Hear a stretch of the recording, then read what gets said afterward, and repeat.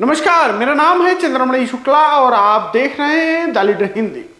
बीते दिनों महाराष्ट्र में एक बड़े सियासी उलटफेर की चर्चा थी। कहा जा रहा था कि राष्ट्रवादी कांग्रेस पार्टी के नेता और महाराष्ट्र के पूर्व deputy CM Ajit Pawar BJP में शामिल हो सकते हैं, लेकिन इन सभी अफवाहों पर अब विराम लग गया है। अजीत पवार ने खुद ही साफ किया है कि वो एनसीपी छोड़कर बीजेपी का दामन नहीं थामने जा रहे हैं। वहीं अगर बात करें, अजीत पवार ने ये भी कहा है कि वो मरते दम तक एनसीपी में रहेंगे।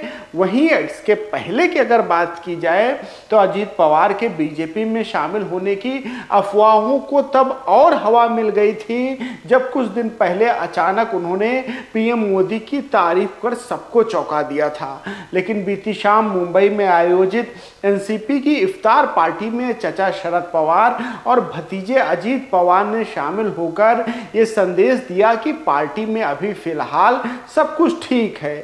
अब जो ये मामला ठीक हुआ है उसको लेकर कहा जा रहा है कि एनसीपी प्रमुख शरद पवार की पार्टी में टूट रोकने में काफ़ी अहम भूमिका रही।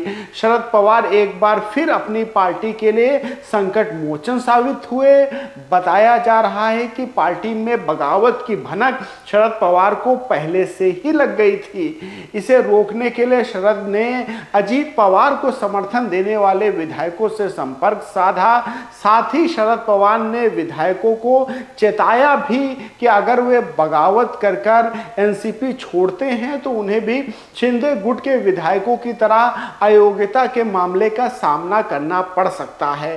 शरद पवार की बात विधायकों को समझ आई और पार्टी एक बार फिर टूट की कगार पर पहुंचकर वापस आ गई। वहीं आपको बताते चलें कि शरद पवार के भतीजे अजीत पवार पहले भी बगावती तेवर दिखा चुके हैं और एनसीपी को मुश्किलों में डाल चुके हैं। साल 2019 में महाराष्ट्र विधानसभा चुनाव के नतीजे के बाद अजीत पवार ने देवेंद्र फडणवीस के साथ मिलकर सरकार बनाने की पेशकश कर दी थी। तब देवेंद्र फडणवीस ने सीएम तो अजीत पवार ने डिप्टी सीएम की शपथ भी ले ली थी। लेकिन तुरंत बाद ही शरद पवार ने बीजेपी के अरमानों पर पानी फेर दिया था और अजीत पवार को वापस एनसीपी में ले आए थे। वहीं एक बार फिर शरद पवार का अनुभव काम आया है। अब ये देखने वाला होगा कि शरद पवार अपनी पार्टी को एकजुट रखने में कितना कामयाब रहते हैं, क्योंकि महाराष्ट्र की सियासत में इन दिनों जोड़ तोड़ की राजनीति अपने चरम पर देखी जा रही है। वहीं अगर आपको हमारे वीडियो पसंद आ रहे हैं तो लाइक करें, इसके साथ ही चैनल को सब्सक्राइब करें।